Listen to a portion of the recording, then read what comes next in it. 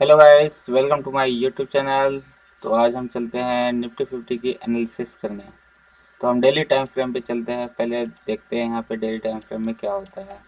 तो यहाँ पे हम देखेंगे कि प्रीवियस दिन जो कि फ्राइडे के दिन मार्केट क्लोज हुई थी, एक बहुत ही अच्छा बुलिश ट्रेंड में क्लोज हुई थी, बुलिश कैंडल बनाकर क्लोज हुई थी।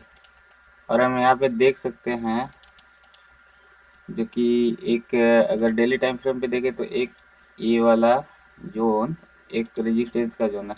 अभी इसे 25,100 के लेवल को अभी निकाला नहीं है। तो यहाँ पे अगर हम देखते हैं तो प्रीवियस कुछ कुछ दिन पहले यहाँ पे हम देखते हैं, यहाँ पे एक ट्रैप बना था। इस तरीके से एक ट्रैप बना था डेली टाइम फ्रेम पे। यहाँ पे यहाँ सबको ब्रेकआउट दिलाकर और यह फेक ब्रेकआउट देकर नीचे गिर गया। फिर यहाँ से रिकवर किया कुछ टाइम में, और यहाँ पे सेम उसी जोन पे है। अब यहाँ पे देखना होता है कि यहाँ पे क्या करता है, कैसा एक्ट करता है। तो ये तो हो गया आपका डेली टाइम फ्रेम पे एनालिसिस। तो अब हम चलते हैं थोड़ा शॉर्ट में, मतलब छोटे टाइम फ्रेम पे जो कि इंटरडे में। अगर हम इंटरडे पे अगर देखते हैं 15 मिनट टाइम फ्रेम पे, तो हमें एक अच्छा खासा एक बुलिश ट्रेंड चलता हुआ दिख रहा है। जैसे यहाँ से यहाँ तक एक बुलिश ट्रेंड दिख रहा है। तो इसके लिए अब हम एनालिसिस करेंगे। तो चलते हैं, पहले हम इसमें खोजते हैं सपोर्ट किधर है। अगर इंटरडे में अगर खोजें तो एक 15 मिनट के टाइम फ्रेम पे एक ए सपोर्ट है, तो और एक रेजिस्टेंस जो कि यहाँ पे भी है। अगर हम सपोर्ट का देखें तो अगर प्रीवियस सपोर्ट में 20 तारीख से 20 जून से अगर देखें तो हमारा ये वाला सपोर्ट निकल कर आएगा। तो हम इसे तो हम इसे कंसीडर कर सकते हैं एक सपोर्ट की तरह। तो यहाँ पे अगर हम देखें प्रोजेक्शन कुछ इस प्रकार से ऐसे ऐसे ऐसे बनते हुए जा रहा है ऊपर से। ओके, तो अब हम देखते हैं रेजिस्टेंस हमारा। अगर 25,000 इस लेवल को, अगर इस लेवल को निकलता है मार्केट 25,000 के ऊपर अच्छे से सस्टेन कर लिया, तो आपका इसका टारगेट कुछ 25,200। मैं थोड़ा लंबे टाइम फ्रेम के लिए बता रहा हूँ, जो कि 15 मिनट है, जो कि एक एक दो दिन में कवर होगा ये रेजिस्टेंस।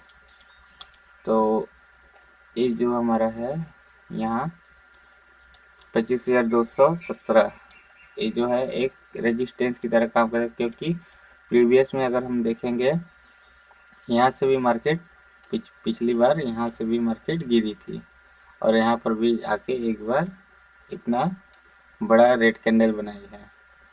तो हम यहाँ पे कह सकते हैं कि नहीं, ये रेजिस्टेंस है, एक स्ट्रॉन्ग रेजिस्टेंस है जहाँ से बार बार सप्लाई आ जा रही है। तो अब हम देखते हैं 5 मिनट टाइम फ्रेम पे, जो कि हमें इंट्राडे में काम करने के लिए ज़रूरी है। तो हम आ जाते हैं 5 मिनट टाइम फ्रेम पे, और यहाँ पे अगर हम देखते हैं, थोड़ा जूम आउट करते हैं, तो फिर हमें कुछ पैटर्न्स बनते हुए दिख रहा है। तो इसे हम पहले पैटर्न्स देखते हैं। कुछ इस प्रकार से एक चैनल, बल्कि थोड़ा सा बाकी रह गया है, कोई नहीं, अगर हम इसे देखें तो एक चैनल की तरह कंसीडर कर सकते हैं। तो इसमें अब हम अपना देखेंगे लेवल्स। इसमें अगर हम इंटरडे में अगर काम कर रहे हैं तो इसमें हम लेवल्स खोजेंगे। तो अपना एक सपोर्ट की तरह एक ये लेवल्स होगा, एक ये लेवल होगा, और एक ये लेवल। अब यहाँ पे हमें ट्रेड कैसे करना है देखते हैं। अगर मार्केट साइडवेज खुलकर अगर इसके ऊपर सस्टेन कर रही है और इसे ब्रेकआउट करके निकल जाती है, तो हमें क्या करना है, सीधे सीधे हमें 25,200 के लेवल के लिए, एक मिनट, 25,000 नहीं, 25,220 वाले लेवल के लिए हमें अप्रोच करना चाहिए। ये यहाँ तक भी जा सकता है, फिर यहाँ पे एक बढ़िया रेजिस्टेंस है, यहाँ से गिर सकता है, तो यहाँ पे अपना पार्सल क्वांटिटी हम बुक कर सकते हैं। तो कुछ ये बाइंग के लिए अपना सेटअप है। अगर यहाँ पे सस्टेन करके इसे ब्रेकआउट देता है तो फिर हम यहाँ तक एक टारगेट ले सकते हैं, जो कि अपना होगा कुछ इस प्रकार से, अपना ऐसे लिखना रहेगा 1:3 1:4 के आसपास आएगा। अपना कुछ इस प्रकार से टारगेट रहेगा। तो इसे भी हम हटा देते हैं और हम आते हैं शॉर्ट के लिए निफ्टी। अगर हम देखते हैं, अगर यहाँ से खुलकर यहाँ सस्टेन करके यहाँ से रेजिस्टेंस लेकर गिरता है, तो एक छोटा सा रिस्क लेकर कुछ इस लेवल पे अपना एसएल रखकर यहाँ से एक शॉर्ट कर सकते हैं। जैसे मैं बताता हूँ, अगर हमें यहाँ मिलता है तो कुछ इस प्रकार से अपना हम शॉर्ट के लिए टारगेट कुछ इस प्रकार से रख सकते हैं।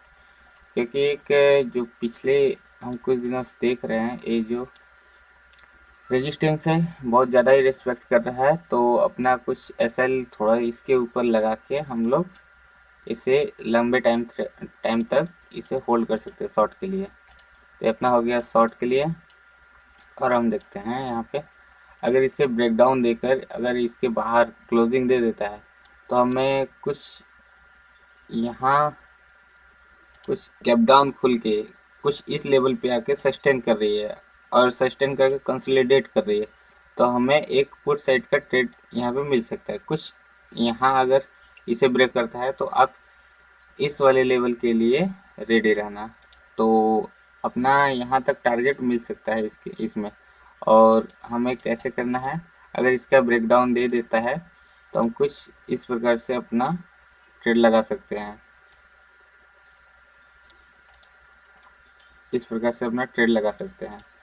तो अपना टारगेट यहाँ तक तो इजीली मिल सकता है, इसमें कोई दो राय नहीं है। क्योंकि यहाँ पे एक प्रीवियस सपोर्ट बनाया था और यहाँ से रेजिस्टेंस और एक फेक ब्रेकआउट देकर यहाँ पे डंप हुआ था, तो कुछ इस लेवल तक यहाँ तक आ सकता है।